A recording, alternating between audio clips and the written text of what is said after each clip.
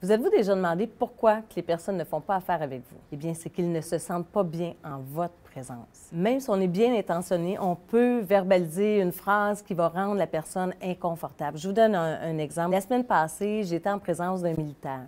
Et quand il a commencé à me parler de toute l'expertise qu'il y avait au niveau de la détection de mensonges et tout ça, j'étais vraiment fière de lui parler de la modélisation que j'ai faite au niveau du service d'enquête.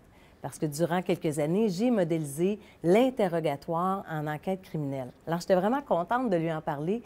Et quand j'ai commencé à lui expliquer que j'avais modélisé le protocole, j'ai vu tout de suite sur son corps la surprise, mais pas une surprise positive, c'était plutôt négatif. Les yeux sont ouverts grands et là, il s'est reculé sur sa chaise, il a monté le menton vers le haut comme ça et j'ai vu l'émotion plutôt négative dans son visage. Donc, rapidement, j'ai compris que je venais de le surprendre, c'était pas agréable pour lui. Là, j'ai compris qu'au lieu de lui faire plaisir, je m'étais mis comme en position de compétition, j'aurais envie de dire.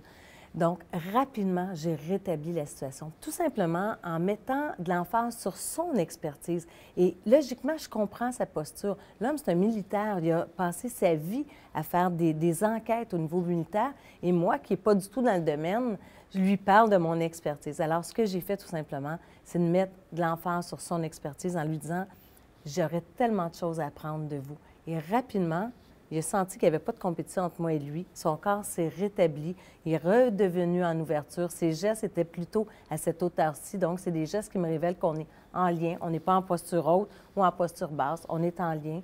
Et la communication s'est rétablie telle qu'elle était juste avant que je parle de mon expérience. Alors, parfois, il s'agit tout simplement d'observer correctement l'autre et de voir où ça ne va pas pour pouvoir établir. C'est ça l'avantage de lire le non-verbal.